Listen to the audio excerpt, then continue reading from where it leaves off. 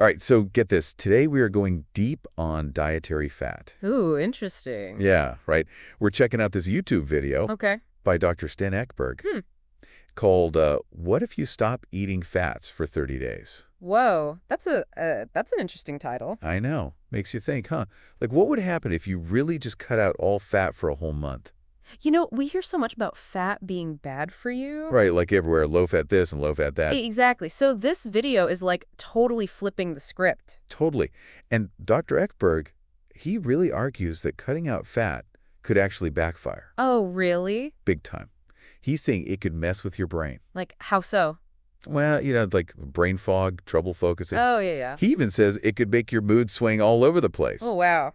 And that's not all. He's talking about low energy, problems with your skin, inflammation going up, feeling hungry all the time, Oh, man. and even trouble healing. Seriously. Yeah. So, I mean, if that's all true, It makes you wonder, like, why is fat always the bad guy? right, like where did we even get this idea that fat is so terrible for us? Well, that's what's so cool about this video. Yeah. Dr. Ekberg actually takes us back in time, like way back. Okay. Before the 1900s, fat was like a prized food. Whoa, really? Yeah, people saw it as this super valuable source of energy and nutrients, and that was true for humans and animals, by the way. So back then, fat was basically good. Yeah, it was like this key to survival. Okay, so then what happened? Like, how did fat go from hero to zero? Well, Dr. Ekberg points to this big shift in our eating habits, starting around the 1900s. Okay. And, it's like the rise of processed food. Yeah. We started eating way more sugar. Oh, yeah. And then there were all these new processed fats that came on the scene. So basically, our diets got a lot less natural. Exactly. And at the same time, we were eating less animal fat. Interesting. And you know what's crazy? We went from practically zero added sugar in the 1800s Uh-huh. to eating over 100 pounds of it each year today. Wow. And if, like, right around that time, all these metabolic diseases start showing up. You're talking about, like, obesity and diabetes? Yeah. And it's like, we've been blaming fat for all these problems. But maybe we had the wrong suspect all along. It's possible. Maybe not fat itself. But all the other stuff we're eating? Right, like the processed foods, the sugar, there's industrial seed oil that are in everything these days. It's scary to think that the stuff we think is healthy might actually be hurting us. Definitely. But wait, before you go swearing off all fat forever, Yeah. Dr. Ekberg does say that not all fat is bad. In fact, some fats are absolutely essential for us to function. Oh, right. He talked about something called essential fatty acids. Yes, exactly. I have to admit, I'm not really sure what those are. Basically, it's just fats that our bodies can't make on their own. Oh, okay. So we have to get them from food. And the most important ones are called omega-3s and omega-6s. Omega-3s and omega-6s. Okay, so what makes them so important? Like, what do they do for us? Well, they do a lot. Like, they're involved in pretty much every system in your body. Wow. So they help your brain work, right? Okay. They help build healthy cells. And they play a huge role in controlling inflammation. I see. And then there's the specific omega-3 called DHA, DHA. which is super crucial for brain development. Oh, wow. Especially when you're pregnant or when kids are growing up. So it's not just about avoiding fat. Nope. It's about making sure we're getting enough of these good fats. Exactly. But what happens if we don't? Like, if we're not getting enough of these omega-3s and omega-6s? Well, that's where those warnings about low-fat diets really come into play. Okay, I'm listening. Think about it. Our brains are mostly made of fat. Right. So if we're not eating enough of the fats they need... Things are going to get messed up. Exactly. And that's when you start seeing problems like brain fog, trouble concentrating, mood swings, anxiety, even depression. That's pretty scary. Yeah, it is. And remember how we were talking about inflammation? Yeah. Well, these good fats, they're like the peacekeepers. Okay. They help calm things down in your body. So if you're not getting enough... Then inflammation can get out of control. Which can lead to? All sorts of problems. Joint pain, muscle aches, Oh. even bigger problems like heart disease. Wow. Okay. So not enough good fats, and we're setting ourselves up for trouble. Pretty much. But it's not just about what we're not eating. Oh, right. Dr. Ekberg also talked about how fat is our body's favorite fuel, right? Exactly. He made this awesome analogy. He said fat is like firewood. Okay. It burns slowly and steadily, giving you long-lasting energy. Right? And carbs, they're like paper. They burn bright and fast. But they don't last very long. Right. They give you a quick burst of energy and then poof, it's gone. And then you're just left feeling hungry and tired. Exactly. And fat, it helps keep your blood sugars stable. which is important for everything. Your energy levels, your mood. So fat helps you feel better overall. It can. Now, I know this is a lot of information. It is. My head is kind of spinning. And we've only just scratched the surface. There's so much more to learn about fat.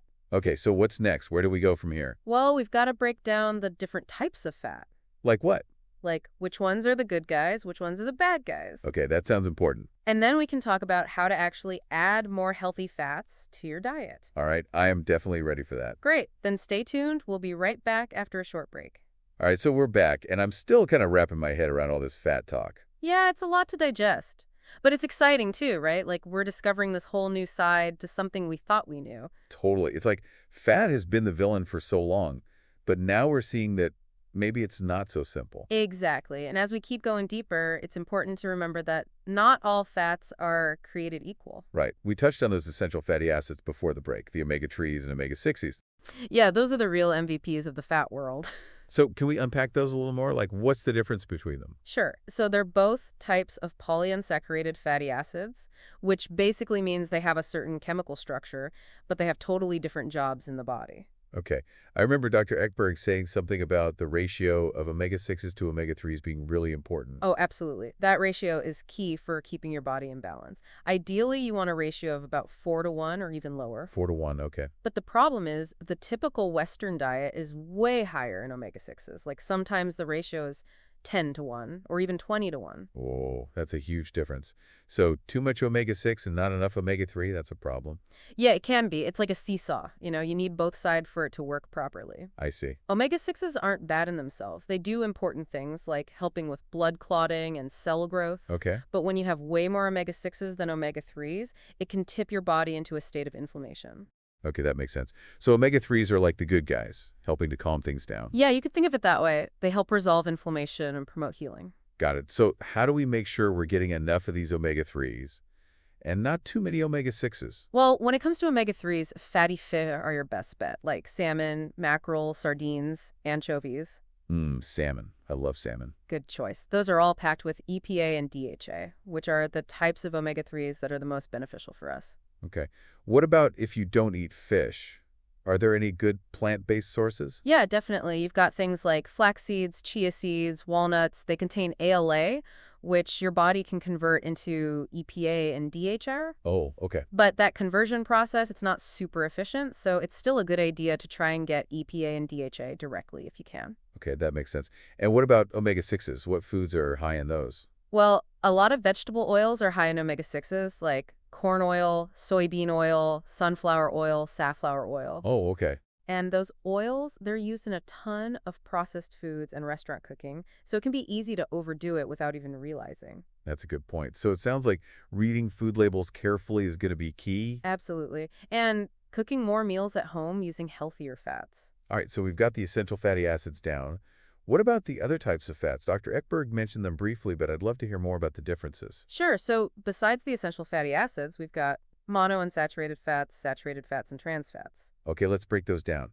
Starting with monounsaturated fats, what are those all about? Monounsaturated fats are usually liquid at room temperature, but they solidify when you chill them. Like olive oil. Exactly. Olive oil is a great example. And these fats, they've been linked to a lower risk of heart disease, and they might even help improve your cholesterol levels. Oh, nice. I use olive oil all the time. What are some other sources of monounsaturated fats? Avocados are a good one. I love avocados. And then you've got nuts like almonds, cashews, pecans. Oh, and dark chocolate. Whoa, back up. Dark chocolate. Yep. Dark chocolate is actually a good source of monounsaturated fats and antioxidants. But, you know, as with all things, moderation is key. Right, of course. All right, what about saturated fat? That's the one that's always gotten a bad rap. It has, hasn't it? But the science on saturated fat is actually kind of evolving. Really? Yeah. I mean, it's true that eating too much saturated fat can raise your LDL cholesterol. That's the bad cholesterol, right? Yep, but it also raises your HDL cholesterol. This is the good kind. Exactly. So it's all about balance. Okay, so it's not as black and white as we've been led to believe. Right. And Dr. Ekberg, he actually argues that we need some saturated fat in our diets. Huh, interesting. Because our bodies use it for things like hormone production and cell membrane integrity. Okay, I see. So it's not about avoiding saturated fat altogether. Nope. It's about choosing the right sources. Like what? Well, instead of going for processed meats that are high in saturated fat, opt for grass-fed meats and dairy products. They tend to have a healthier fat profile overall. Okay, so quality over quantity when it comes to saturated fat. Pretty much. Now, what about trans fats? Oh, those are the ones we definitely want to avoid, right? Yeah, trans fats are the real bad guys. They're created through a process called hydrogenation, which basically turns liquid oils into solid fats. Okay. And they're found in a lot of processed foods, baked goods, fried foods, and they've been linked to a whole bunch of health problems. Like what? Well, heart disease, stroke, type 2 diabetes, the list goes on. Yikes. Okay. So trans fats are a no-go. Definitely. Those are the ones you want to steer clear of as much as possible. Wow, this is so much information. I'm starting to realize that this whole fat thing is way more complicated than I thought. It is. It's not just about eating more fat. It's about understanding the different types and making informed choices. Yeah, it's like fat awareness is key. Exactly. And that awareness gives you the power to take control of your health. Okay, so we've covered a lot of ground here. We talked about essential fatty acids, monounsaturated fats, trans fats. We did. But what about actually putting this knowledge into practice? Like, I'm ready to ditch the low-fat boarding meals and embrace the delicious world of healthy fats. I hear you. And trust me, it can be super delicious. We're talking vibrant, satisfying dishes that nourish your body from the inside out. Okay, I'm all in. But where do we even begin? Like, how do we actually incorporate more healthy fats into our diets? Well, let's start with breakfast. That's the most important meal of the day, right? They say so. Instead of reaching for that sugary cereal or that low-fat yogurt that leaves you hungry an hour later, Oh, yeah, been there. why not try something that gives you sustained energy and keeps you feeling full and satisfied? Okay, I like the sound of that. What are some good breakfast options that pack in those healthy fats? Well, eggs are a fantastic choice. They're super versatile, and they're a great source of protein and healthy fats. I love eggs. You can cook them in a little olive oil or butter, top them with some avocado, sprinkle on some salt and pepper. Or, if you're feeling fancy, whip up a frittata with your favorite veggies and some full-fat cheese. Ooh, a frittata. That's a good idea. I could even make it ahead of time for those busy mornings. Exactly. And if you're more of a smoothie person, try blending some full-fat coconut milk with berries, spinach, a scoop of protein powder, and a handful of nuts or seeds. I usually use almond milk in my smoothies, but maybe I'll give coconut milk a try. You should. It's so creamy and satisfying. And don't forget about those omega-3 rich fatty fish. Like smoked salmon on whole grain toast with avocado is a delicious and nutritious way to start your day. Right, you've convinced me on breakfast. Now what about lunch? I often find myself grabbing a salad, but I feel like I'm sacrificing flavor for health. Salads can be totally delicious and filling. The key is to ditch those low-fat bottled dressings. Yeah, those never taste very good. They're usually loaded with sugar and weird ingredients. Instead, make your own vinaigrette using extra virgin olive oil, lemon juice, and your favorite herbs and spices. Homemade dressings. I like that idea. I could experiment with different flavors. Exactly. And don't be afraid to add some protein and healthy fats to your salads, too. Grilled chicken or fish, avocado, hard-boiled eggs, nuts, seeds, all those things can turn a salad into a meal that will keep you full and energized for hours. Okay, those are some great additions. Now, dinner's where I really struggle. I need easy, healthy recipes that don't take a lot of time. I hear you. Well, roasted vegetables are a fantastic way to get more healthy fats into your dinner routine. I love roasted veggies, but I never really thought of them as a source of healthy fats. Oh, they are. Olive oil is a great source of monounsaturated fats, and roasting veggies really brings out their natural sweetness and flavor. Yum. What other easy dinner options are there? Well, you can't go wrong with fatty fish. Salmon, mackerel, sardines. You can bake them, grill them, add a squeeze of lemon juice. So simple, but so good. Right, and don't forget about those plant-based sources of omega-3s. You can add ground flax seeds or chia seeds to soups, stews, or even sprinkle them on top of your pasta. I love those little tweaks that add so much nutrition without a lot of effort. Exactly. And when it comes to snacking, ditch the processed chips and crackers and go for nuts, seeds, avocado, or even a piece of dark chocolate. Did you say dark chocolate? Now you're talking my language. Dark chocolate with a high cocoa content is actually a good source of antioxidants and healthy fats. Just enjoy it in moderation, as with all things. Moderation. Got it. I'm starting to realize that this whole healthy fat thing isn't about deprivation. It's about making small, sustainable changes. Exactly. It's about finding what works for you and makes you feel your best. This deep dive has totally changed how I think about dietary fat. I'm excited to embrace these healthy fats and see how they impact my health. That's great to hear. Remember, food is meant to be enjoyed, and healthy fats can add so much flavor and satisfaction to our meals. Well, I'm feeling inspired to get in the kitchen and start experimenting. That's the spirit. And remember, there's always more to learn. Keep exploring, keep experimenting, and keep nourishing your body with delicious, healthy foods. This deep dive has been a real eye-opener. I hope it's inspired you to rethink your relationship with dietary fat. Maybe it's time to ditch the low-fat craze and embrace the delicious world of healthy fats. It's time to make fat our friend again. Exactly. Thanks for joining us on this deep dive into the world of dietary fat. We'll see you next time for another fascinating exploration of health and wellness. All right, so we've talked a lot about the different types of fat. We have. It's quite a world, isn't it? The fat world. It is. But now I'm ready to put all this knowledge into action. Like, how do I actually eat more healthy fats? I hear you. It's one thing to know about it, but another to actually get it on your plate, right? Exactly. So where do we even begin? Well, breakfast is always a good place to start, the most important meal and all that. Yeah. But breakfast can be tough. Like, it's got to be quick and easy. Right, I get it. But it doesn't have to be boring or low fat. Oh, okay, good. Because those low-fat yogurts, they just don't cut it for me. Like, I'm hungry again an hour later. Totally. So ditch those and think about something that'll keep you full and give you lasting energy. Okay, I like where this is going. What are we talking about? Well, eggs are a great option. They're so versatile. I love eggs. And they're packed with protein and healthy fats. Perfect. You could cook them in some olive oil or butter, add some avocado on top, maybe a sprinkle of salt and pepper.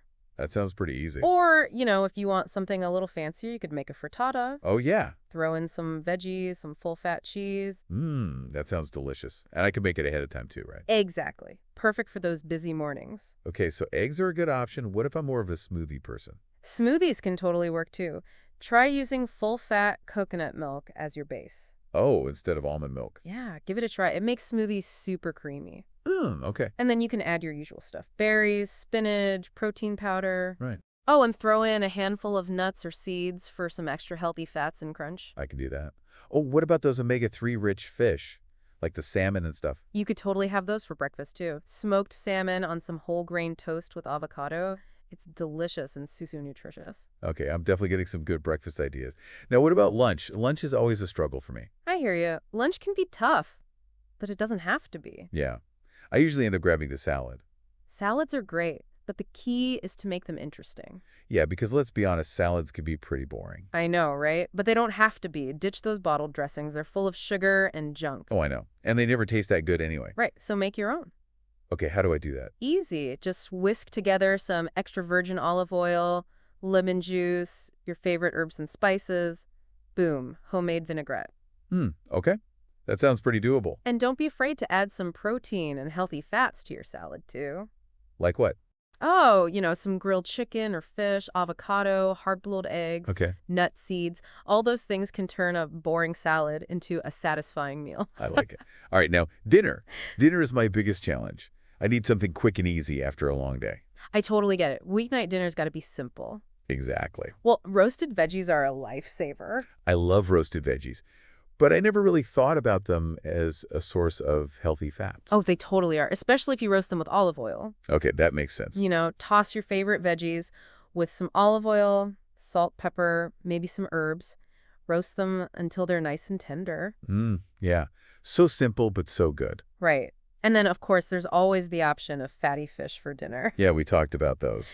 You can bake them, grill them, add a little lemon juice, and you're good to go. It's a super easy and healthy meal. So salmon, mackerel, all those. Yep. And don't forget those plant-based omega-3s. You can easily add those to your dinners, too. Oh, right. You can sprinkle some ground flax seeds or chia seeds into soups, stews, even on top of your pasta. Yeah, I like that. It's like sneaking in extra nutrition without even trying. Exactly. And then for snacks, ditch the chips and crackers, go for nuts, seeds, avocado. You could even have a piece of dark chocolate.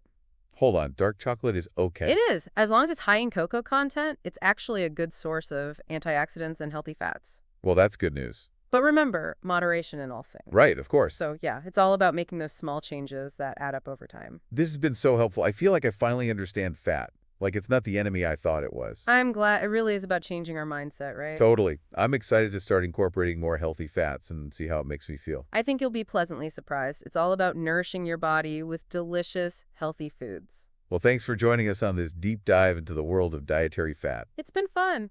And remember, fat is not the enemy. In fact, it can be a powerful ally on your journey to better health and well-being. So eat your healthy fats and thrive. We'll see you next time for another exciting exploration of health and wellness.